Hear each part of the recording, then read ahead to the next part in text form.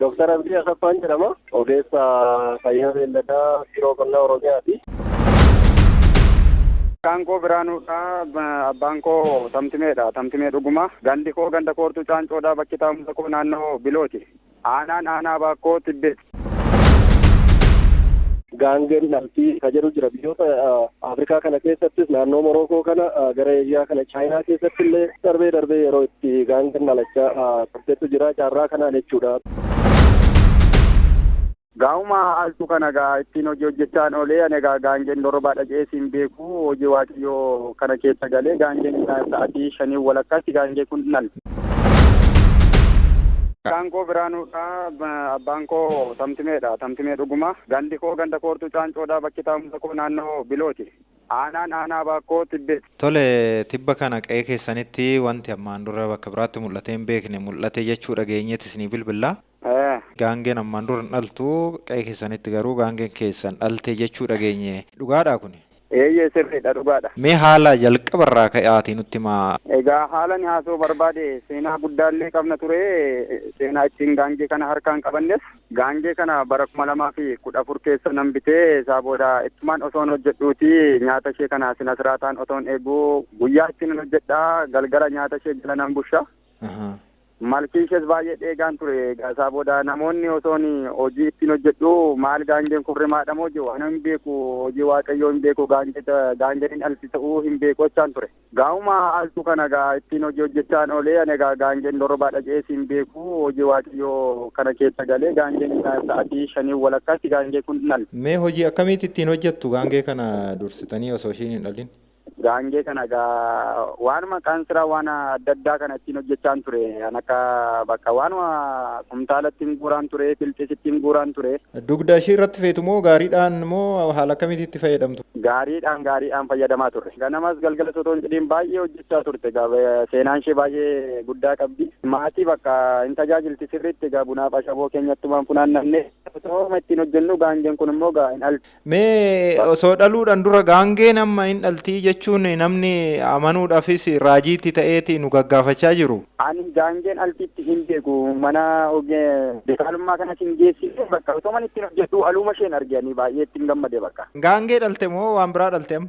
Gaangee ma dhalte. Kormaadha moo dhalaadha? Kormaa dhalate. Gatiin gaangee hoo akkam isin biratti? Gaangeen gatii guddaa qaba. Oromiyaa bakka adda addaatti gatiin gaangee gatii fardaa fi harree ni caala.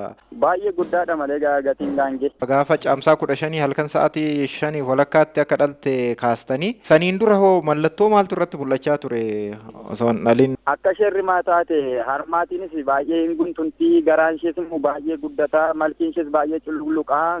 Maali gaangeen kun gaaffii naa taate gaangeen hin dhaltu akkamitti dorrobaa taate kanan jedhuun ufan ciicachaa ture. Namnis akkasuma ciicachaa ture. Bakka ani gaangeen altiitti hin beeku garuu gaangeen kun immoo fedha waaqayyoo ta'e hin dhalti jechaan ture. Amantanii turtan dursitanii jechuudha garaa laaltanii? Garaa ishee harma ishee ilaalee dhagaa fedha waaqayyoo ta'e gaangeen kun hin dhalti jeen baay'een itti gammadiyan. Namoonni safaraa erga dhalate durarraa kaasee ajaa'ibsiifachaa turanii gaangattiin dhalte maal jedhan? Heddi dhalatees gaangeen altutti hin beeknu maali raajiin akkasii jedhee namni baay'ee dinqisiifatee eessaaf eessan qabu kana amma yaa'ee ilaalaa jiru. Raajii raajeffanne jedhanii.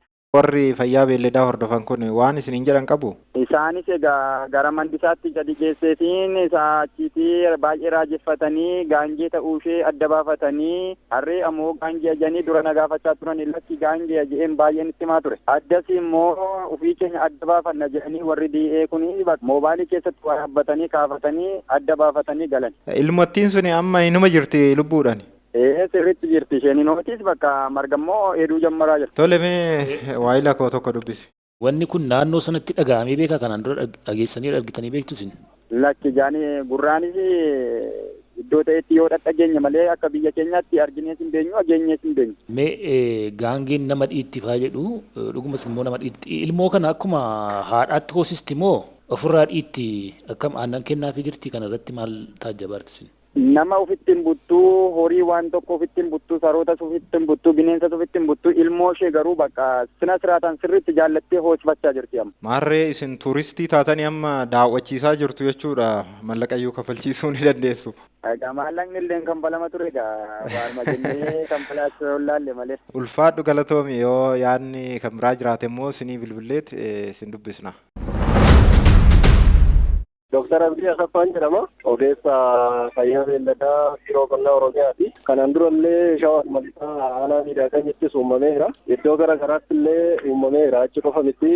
Egaa gaangeen intaltuu jedhama akka aadaattis akka saayinsiisittis immoo gaangeen maseena infartaayittaa ilmoo kennuu hin dandeessu jedha saayinsiin isaa. Garuu immoo darbee caarrawwan adda addaatiin caarran itti gaangee kuma keessaa caarran itti dhaluu dandeessu ni uumamaadha. Probabilitii jechuudha. Probabilitii sanaan gaangeen kuma keessaa takka dhaluu ni dandeessu jedhama. Kun immoo yeroo wal hormaataa keessatti fertilization inni jedhamu yeroo uumamu gaangeen akkuma beekamu abbaan ishee harreedha, haati ishee immoo farda. Fardi suni dhalchuu hin danda'u sababa kiromozoomiin sun 63 ta'ee peer gaafa ta'u gaafa walitti hidhamu 31 fi ampeer kan taate kan hidhamuu hin dandeenye takkatu lafatti hafa. Sababa sanaan kiromozoomiin kun hormaataaf hin ta'u ka jedhamutu jira.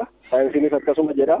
Garuu immoo carraa probabilitii adda addaatiin darbee kiromozoomiin sun yeroo duplikeet of godhee oodii ture sun jechuudha lakkoofsa hirruu 63 ture peer gochuu hin dandeenye sun duplikeet of godhee yeroo kuma isaatti caarraa gara even nambariitti yookiin gara lakkoofsa guututti kiromozoomiin sun dhufuu danda'u caarraan akkasii ni jiraataa jedhama. Caarraa sanaan darbee gaangeen dhaltii ka jedhu jira. Biyyoota Afrikaa kana keessattis naannoo Morookoo kana gara Eeshiyaa kana Chaayinaa keessatti illee darbee yeroo itti gaangeen dhalachaa turteetu jira. Caarraa kanaan jechuudha. Probabilitiidha jechuudha wanti isaa malee sababa kamiini waan ifa ta'e kiromozoomiin peer gochuu hin dandeenye sun ittiin dhalatee ka jedhu hin jiru. Akkuma nu kaastan fardumatu gaangee dhalaa garuu immoo farda miti kan gaangee immoo dhalchu. Kanarratti maal jechuu dandeessu ija ogummaatiin? Noormaalii baachuu hin danda'u inni. Tootaalii inni sun kiromozoomiin achirraa gara harree dhaqu sun buusuu hin danda'uudha kan meeli yoo farda ta'e jechuudha. Meeliin sun gara kana yoo dhaqe kan fartaayil ta'u yoo harreerraa qofa ta'edha. Fartiliituma kiroomozoomii sanaan abbaan harreedhaa haati immoo gaangeedha. Darbee probabilitii dhumta akkasii immoo ni uumama. Yeroo fardi abbaa ta'ee harreen immoo haadha ta'u dhiinii ka jedhamtu biyya alaa kana keessatti jechuudha. Probabilitiin isaas xiqqaadha innis yeroo isheen achirraa abbaan farda ta'ee harreen immoo haadha taatee dhalattu. Caarraan akkasiis immoo probabilitiin isaa jira. Tootaalii achirraa dhalachuu hin dandeessu ka jedhu hin jiru. Darbee caarraan akkasitti itti uumamus immoo hin jira jechuudha. Tole kana amma farda moo harreetu yaabbate jechuu dandeenya gaangee kana? Iddoo sanatti yeroo ishee gaangee sana koree argetu beeka malee amma seenyee waan ittiin mirkaneeffannu beekuu hin dandeenye. Most probably akka kootti harree ta'a jedhee yaada. Tole Dooktar.